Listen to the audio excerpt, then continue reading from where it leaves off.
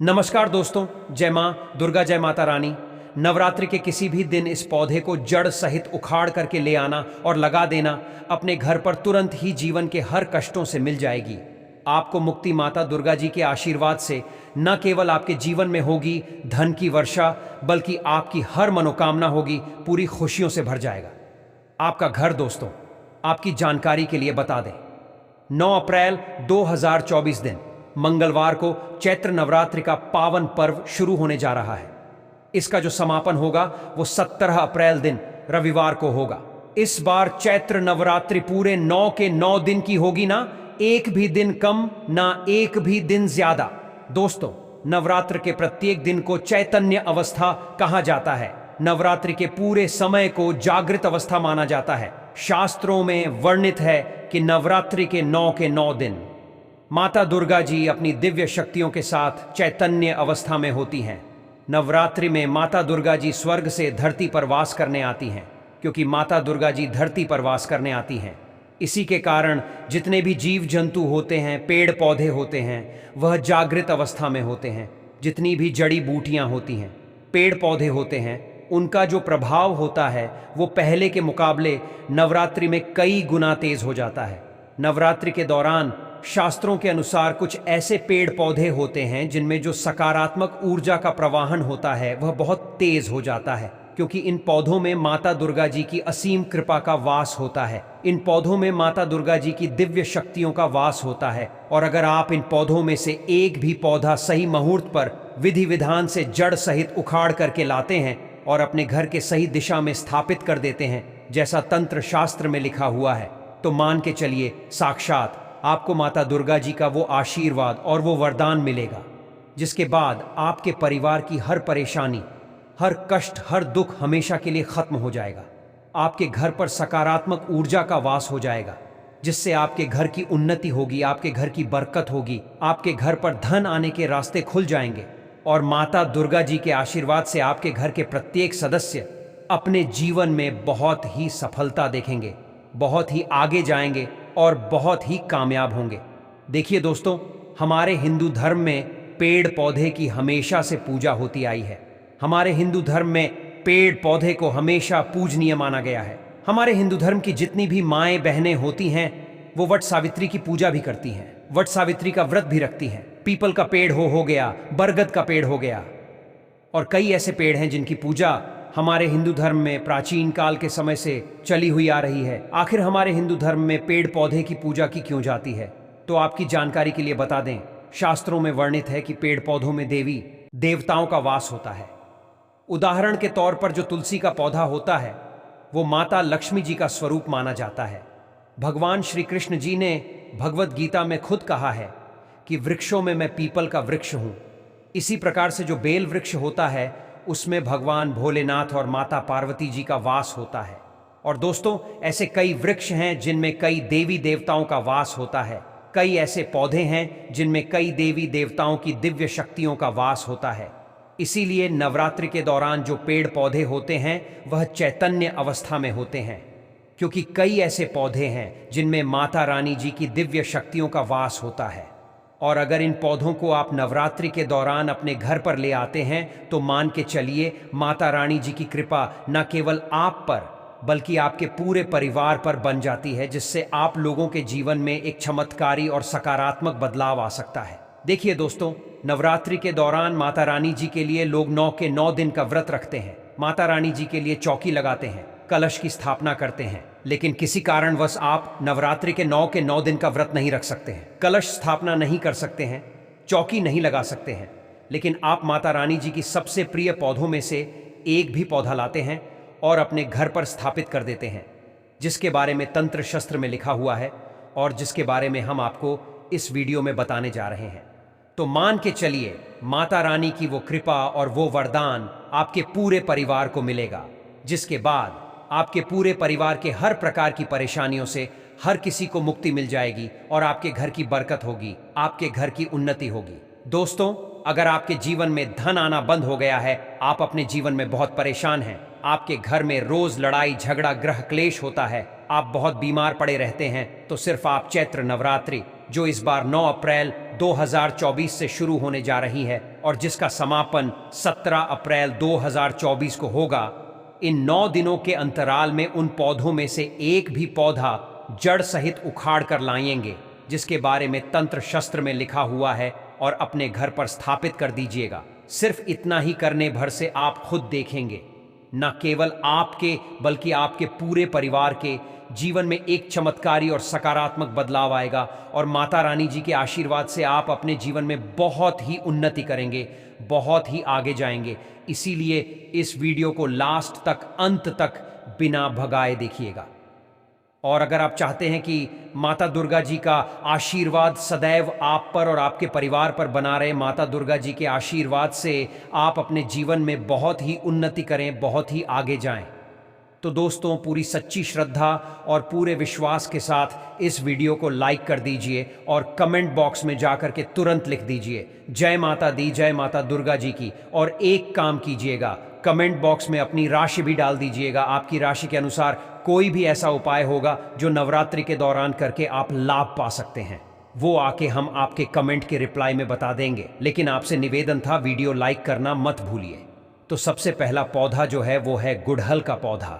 देखिए, शास्त्रों के अनुसार नवरात्रि के 9 दिन माता रानी जी के 9 अलग अलग स्वरूपों की पूजा पाठ की जाती है, और सिर्फ गुड़हल का फूल एक ऐसा फूल होता है जो माता रानी जी के 9 अलग अलग स्वरूपों को अर्पित किया जा सकता है। शास्त्रों के अनुसार जिस घर में भी गुड़हल का पौधा होता है उस घर में कई देवी देवताओं का आशीर्वाद बना रहता है। और अगर आप लोग चाहते हैं कि माता रानी जी की कृपा सदैव आप पे और आपके परिवार पर बनी रहे, माता रानी जी के आशीर्वाद से आपके घर की उन्नति हो, आपके घर की बरकत, तो माता रानी जी के 9 अलग अलग स्वरूपों की अगर आप लोग आशीर्वाद प्राप्त करना चाहते हैं तो दोस्तों आप लोगों को इस बार चैत्र नवरात्रि पर लाल गुड़हल का पौधा लेकर के आना है और अपने घर के दक्षिण दिशा में स्थापित कर देना है। अगर आप लोग लाल गुड़हल के पौधे को लाकर के अपने घर के दक्षिण दिशा में स्थापित कर देते हैं तो मान के चलिए माता रानी जी के 9 अलग अलग स्वरूपों का कृपा आपको और आपके पूरे परिवार को मिलेगा। आपके घर की बरकत होगी, आपके घर की उन्नति होगी, और आप लोगों को किसी भी प्रकार की परेशानी का सामना नहीं करना पड़ेगा। दूसरा पौधा जो हम आपको बताने आ रहे हैं वो है शमी का पौधा। दोस्तों बहुत ध्यान से सुनिए जो आपको हम बता रहे हैं। देखिए, होता क्या है कि अगर आप सादा जीवन जी रहे हैं तब भी आपके अड़ोस पड़ोसी आपसे जलने लग जाते हैं। अगर आप थोड़ी सी भी अपने जीवन में उन्नति करते हैं तो आपके दोस्त, यार, नातेदार, रिश्तेदार आपसे जलने लग जाते हैं। और कई लोग ऐसे होते हैं जो किसी व्यक्ति पर काला जादू करवा देते हैं, काली विद्या करवा देते हैं, जिसकी वजह से एक व्यक्ति बीमार पड़ जाता है या एक व्यक्ति के घर के लोग बीमार पड़ जाते हैं और एक घर की उन्नति और बरकत पूरी तरह से रुक जाती है। और अगर आप चाहते हैं कि आपका घर सुरक्षित रहे, आपके घर पर कोई अगर व्यक्ति काला जादू करवाए, काली विद्या करवाए, उसका असर आपके घर पर ना पड़े, तो आप लोगों को चैत्र नवरात्रि के दौरान शमी का पौधा अपने घर पर लेकर के आना होगा। देखिए, शमी का पौधा इतनी आसानी से मिलता नहीं है, लेकिन अगर आप लोग शमी का पौधा लेकर के आते हैं और अपने घर में किसी भी दिशा में इसको स्थापित कर देते हैं और इसकी पूजा पाठ प्रत्येक शुक्रवार को करते हैं, तो मान के चलिए माता रानी जी की कृपा सदैव आपके घर पर बनी रहेगी। आपके लाखों शत्रु आपके खिलाफ खड़े हो, वो आपका एक बाल भी बांका नहीं कर पाएंगे। अगर कोई व्यक्ति आपके घर पर काला जादू, काली विद्या भी करवाएगा, उसका असर कभी भी आपके घर पर नहीं होगा, क्योंकि दोस्तों शमी का जो पौधा होता है इसमें भगवान शनिदेव जी का वास होता है, माता दुर्गा जी की दिव्य शक्तियों का वास होता है और कई देवी देवताओं का वास माना जाता है। तो इस पौधे को इस चैत्र नवरात्रि में अपने घर पर जरूर लाइए और घर में किसी भी ऐसी जगह पर स्थापित कर दीजिएगा जहां पर बड़ी साफ सफाई रहती हो। ध्यान रखिएगा दोस्तों, शमी का पौधा बहुत ही पूजनीय पौधा होता है, इसका बहुत अच्छे से ख्याल रखिएगा। और अभी तक आपने वीडियो को लाइक नहीं किया है, वीडियो को लाइक कर दीजिए। तीसरा पौधा जो आपको लेकर के आना है वो है सदाबहार का पौधा। देखिए, सदाबहार का पौधा एकमात्र ऐसा पौधा है जिसमें माता लक्ष्मी जी के 8 के 8 रूप का वास होता है। नवरात्रि में जो सदाबहार का पौधा होता है इसमें माता रानी जी की असीम कृपा का वास होता है। और अगर आप चाहते हैं कि कभी भी आपके घर पर धन और धान्य की कमी ना हो, आपके घर पर धन की वर्षा हो, माता लक्ष्मी जी, माता रानी जी की कृपा सदैव आपके घर पर बनी रहे, तो दोस्तों बस आप लोगों को यह करना है कि नवरात्रि के किसी भी दिन आप लोगों को सदाबहार का पौधा लाना है और लाल गमले में इसको लगा करके घर में स्थापित कर लेना है। और ध्यान रखिएगा, प्रत्येक शुक्रवार को आपको इसी सदाबहार के पौधे के पास एक घी का दीपक जलाना है और इसकी अच्छी तरीके से पूजा करनी है, जैसा हम आपको वीडियो की शुरुआत में बता चुके हैं। सदाबहार के पौधे में माता लक्ष्मी जी के 8 रूपों का वास होता है, और अगर आप लोग सदाबहार का पौधा लाते हैं और इस नवरात्रि के घर दौरान अपने घर पर स्थापित कर लेते हैं, तो मान के चलिए दोस्तों, कभी भी आपके जीवन में धन की कमी नहीं होगी। आपके जीवन में जो धन आएगा वो रुकेगा भी, टिकेगा भी, उसमें वृद्धि भी होगी और आप बहुत ही उन्नति करेंगे, बहुत ही आगे जाएंगे। वीडियो में आगे बढ़ने से पहले निवेदन था दोस्तों, वीडियो लाइक करना मत भूलिए। भूलिए का आखिरी जो पौधा है वो अपराजिता का पौधा देखिए दोस्तों। अपराजिता का पौधा एक ऐसा पौधा है जिसमें माता दुर्गा जी की दिव्य शक्तियों का वास माना जाता है। शास्त्रों में वर्णित है कि अपराजिता का पौधा नवरात्रि के दौरान अगर कोई भी व्यक्ति अपने घर पर लाकर के स्थापित कर लेता है और उसकी अच्छे से देखभाल करना शुरू कर देता है, तो उस व्यक्ति के प्रत्येक सदस्य जो घर के होते हैं उनको कोई भी बीमारी नहीं लगती है। घर के लोग जितने भी होते हैं वो हमेशा बीमारी मुक्त रहते हैं। और अगर आप चाहते हैं कि आपके घर के जितने भी लोग हैं वो हमेशा बीमारी मुक्त रहे, उनको कोई बीमारी ना लगे, माता रानी जी की कृपा सदैव आप पे और आपके परिवार पर बनी रहे, तो अपराजिता का पौधा आप लोगों को चैत्र नवरात्रि के दौरान लाना है और अपने घर पर कहीं भी स्थापित कर देना है।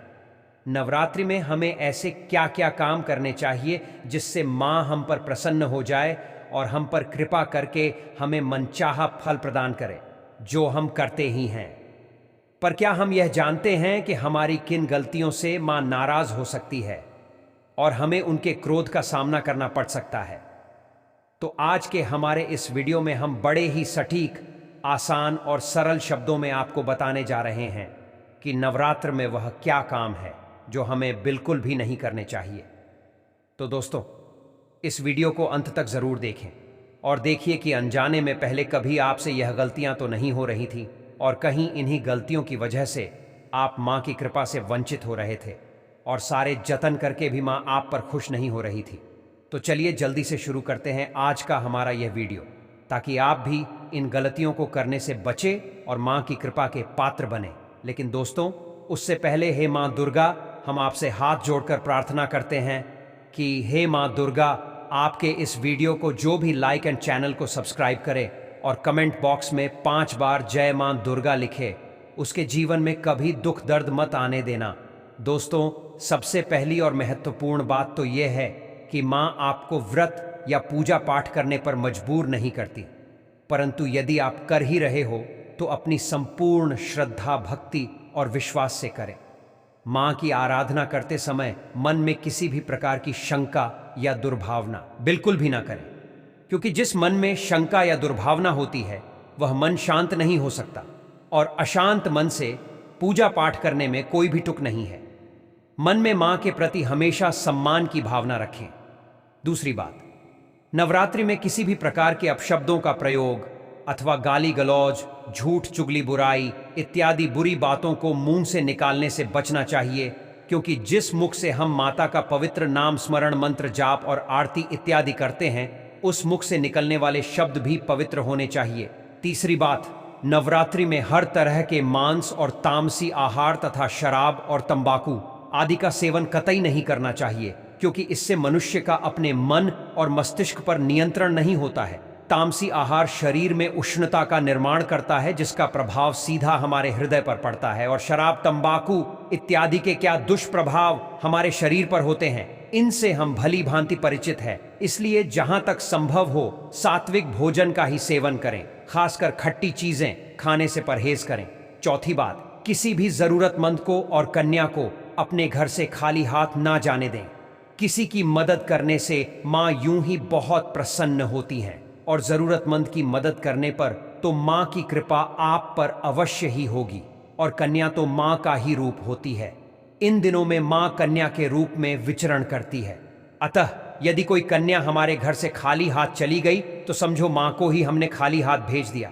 तो जिस माँ ने हमें इतना सामर्थ्य दिया है कि हम किसी के लिए कुछ कर सके तो जरूर करें, अन्यथा माँ को यह बात अच्छी नहीं लग सकती।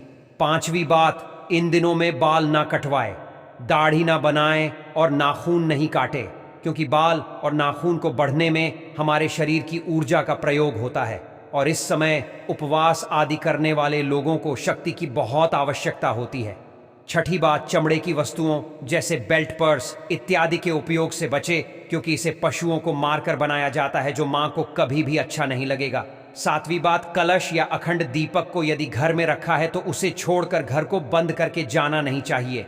कलश जो हमारी आस्था का और मां के सम्मान का प्रतीक है, यदि किसी घरेलू जानवर के धक्के से गिर जाएं तो यह हमारे लिए बड़ी मुसीबत बन सकता है। वहां पर मां विराजमान होती है और जलता हुआ दीपक गिर जाए तो घर में आग लगकर अनचाही दुर्घटना भी हो सकती है, क्योंकि दिए को बुझने से बचाने के लिए हम इसमें ज्यादा तेल डालते रहते हैं।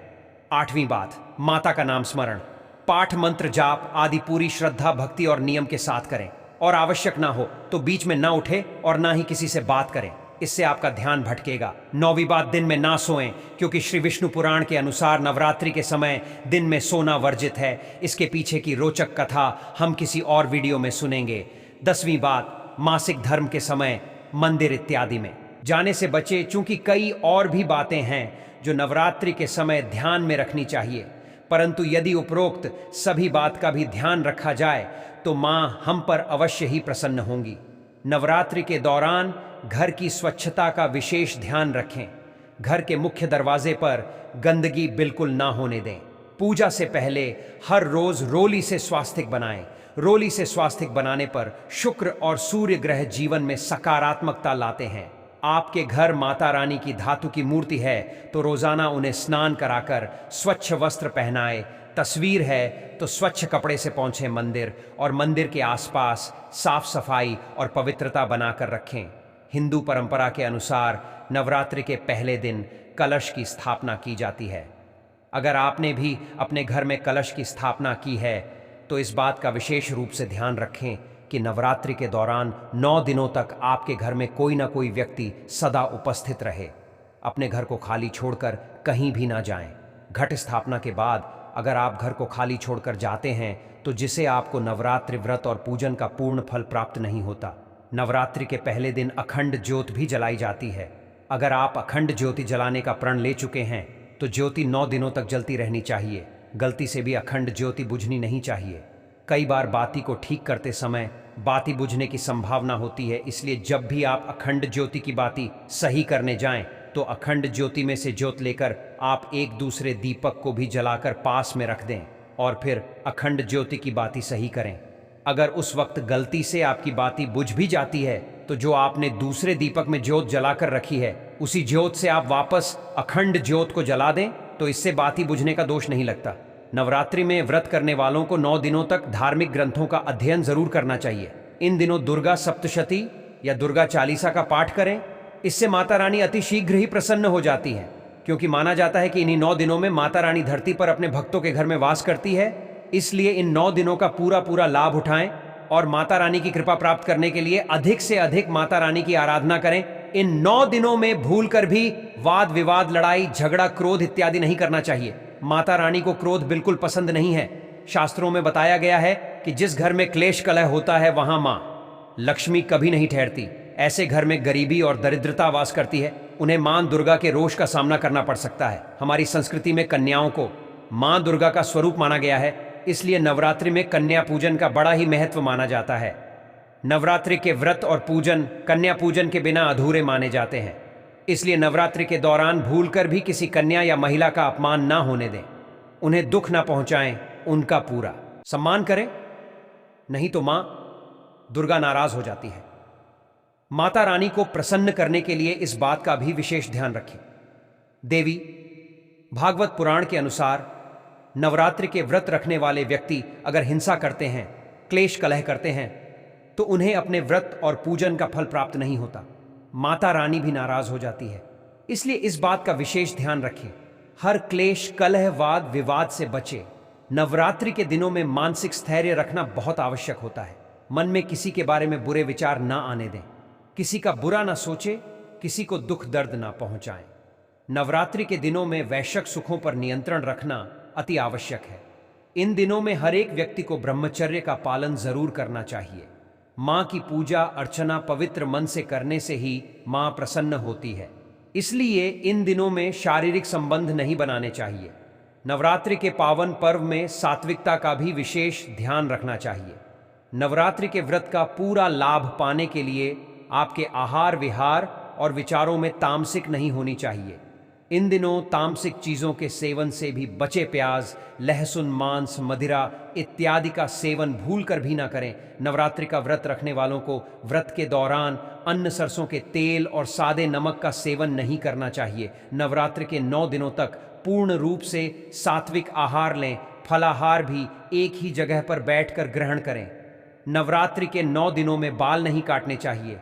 पुरुषों को दाढ़ी मूछ भी नहीं बनानी चाहिए, नाखून भी नहीं काटने चाहिए।